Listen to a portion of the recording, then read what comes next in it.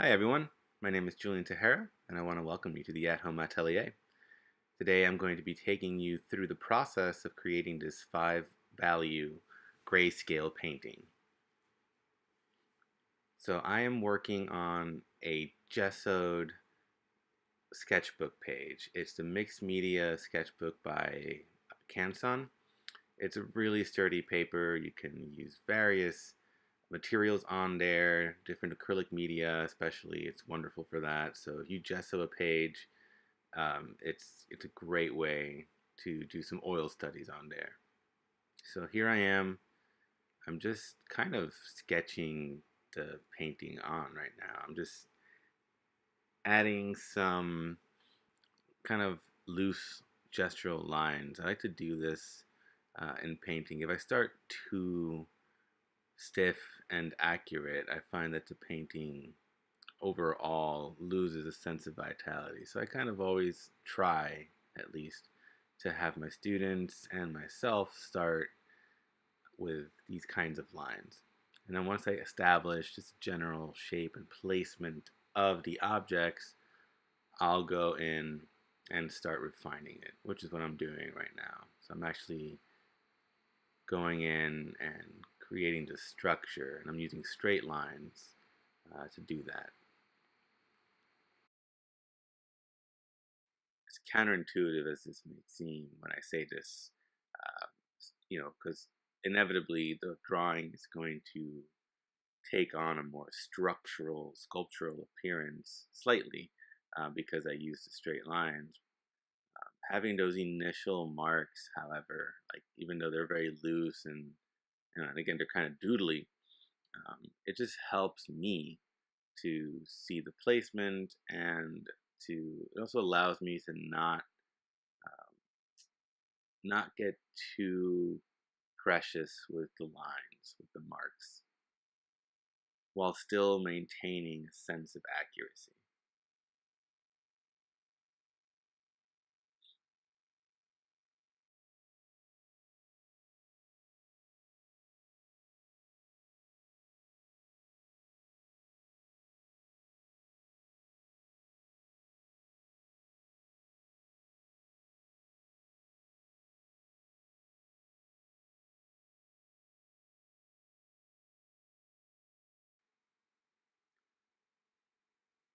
So I've kept the drawing portion of this video in its full length because it's important to see that drawing is a very important component of painting. Taking the time to actually draw everything out and measure, double check yourself. Drawing is one of the most important parts of painting, and this is something that I notice with a lot of students who come into a painting class is that they don't think that the two are actually related. They think that there's a separation between the two, and so they struggle as they paint because they have to learn not only how to manipulate paint and use various mediums and how to hold the brush and handle the brush, but they also have to learn how to draw. So it's absolutely important to take your time with drawing using just a single color. Don't worry about blending or any of that stuff. This is just drawing. Take your time with drawing. We'll be posting some drawing videos in the future. I just wanted to begin with painting because that's what I know best. It's one of my favorite things to do, and I just love painting.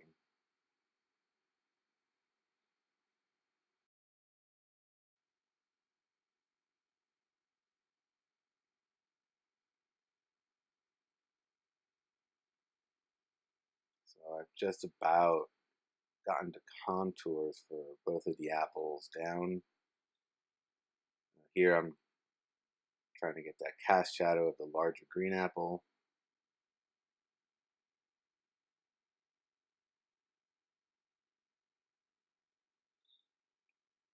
And as I'm drawing those cast shadows, I'm thinking about the backside of the cast shadow as well.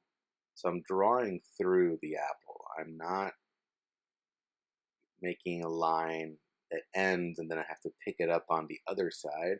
I'm just drawing through so that I can get a clean continuity with that line.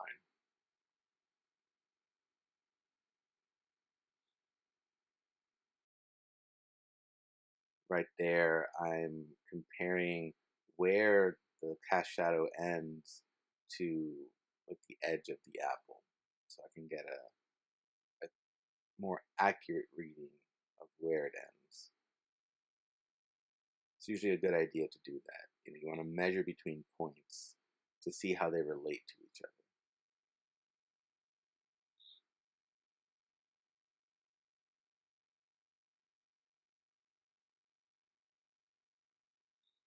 I was just measuring to find the angle of the top of the red apple.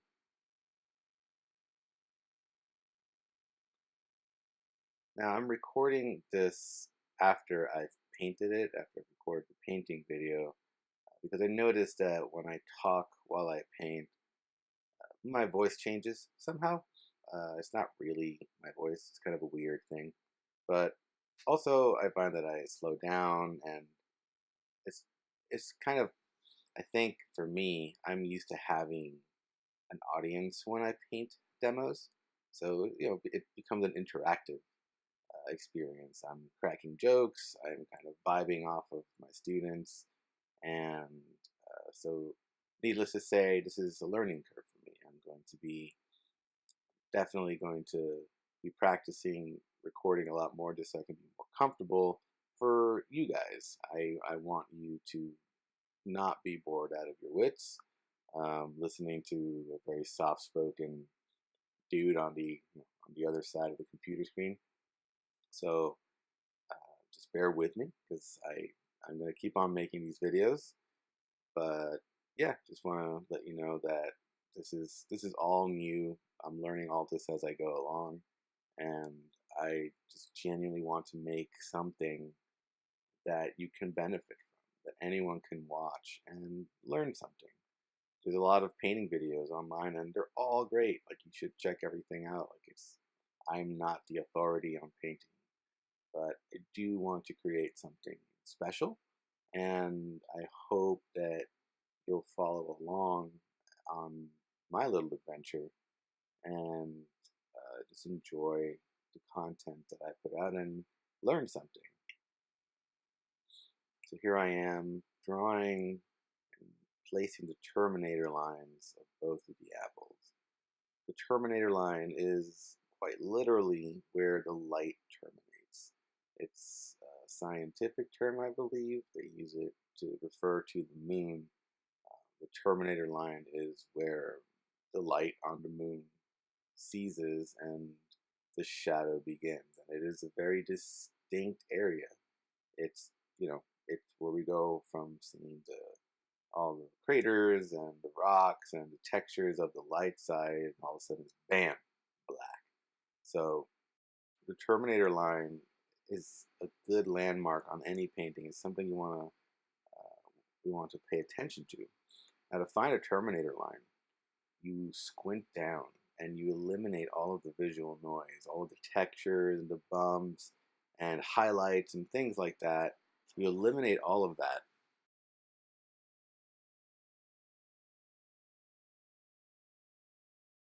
Find the area where light stops and shadow begins. And that's usually a pretty distinct area. So something like on the red apple, which is fairly dark in value generally, it's going to be a little bit more difficult to find that terminator. So really squint down and, squint and look for that line where the shadow begins, where light stops and shadow starts. Here I am just putting some of those background elements. I'm not in a 5-value study. I'm not really concerned with getting the fold and the wrinkles. It just so happened there were some really cool shapes that were forming because of the fabrics.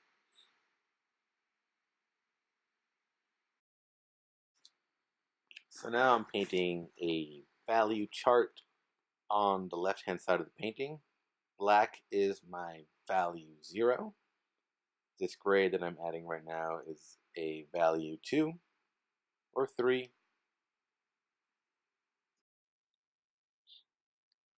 Here's my value 5. My mid-tone gray.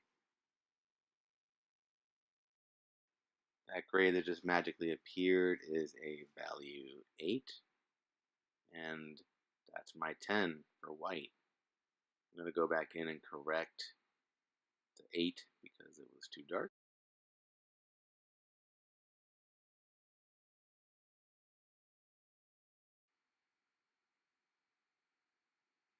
There you go. I'm adding a nice clean value 8 that's correct and light. So yay! So these are the 3 brushes that I use. Each one is designated for the values. So this one will be for the 0 and the 3. This one's going to be for my value 5. And then this one will be for my 8 and 10. And that one is my Trekell brand Spectrum 3000 number 8 brush. It's a great brush.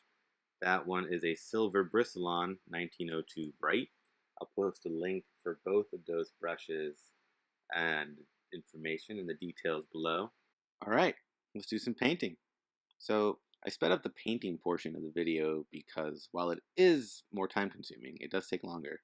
It is also a little bit easier in the sense that I was just filling in the value shape. So I had pre-mixed my values and I had that ready. And I do have to assess which shape is designated for which value. But because I'm not blending or considering form, this exercise goes a lot faster. And again, this is just an exercise. I'm not thinking of creating a finished painting. So I'm starting with a value 5. I'm going to get my mid-tone in before I establish any high contrast lights or darks. So the top third of the red apple and the top half of the green apple, for the most part, fit into that value quite nicely. And if you can see between the 2 apples, I painted over the edge. I'm allowing the edges to disappear. This is something that we do in painting to create a sense of form and also beauty. It's an aesthetic quality to have those soft edges.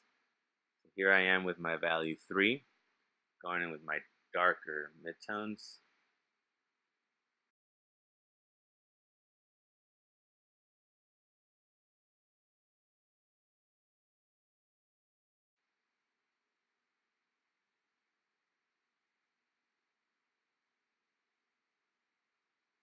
Filling in the background now. Solid shapes. There's no medium in this, by the way. I'm not using any terpenoid or just any spirits. I use Gamsol. It's a more studio safe, odorless spirit, mineral spirit to thin your paint, but this is just pure paint. There's something really nice about working with just paint. Nothing on there. That's all this is. Still working with that value 3.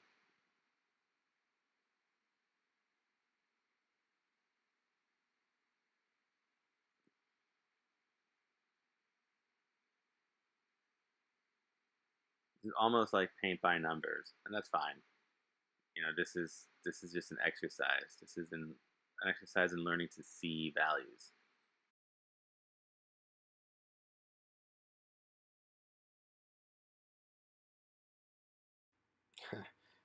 Because I know you're all curious, my laptop is on fire right now. My lap is burning up. I've been shifting around, so just thought you'd want to know. You know, we have to suffer for our art. That's the artist's way, right? Hi, kid. No suffering. All fun. Here I am just filling in the painting. That's really all this is. So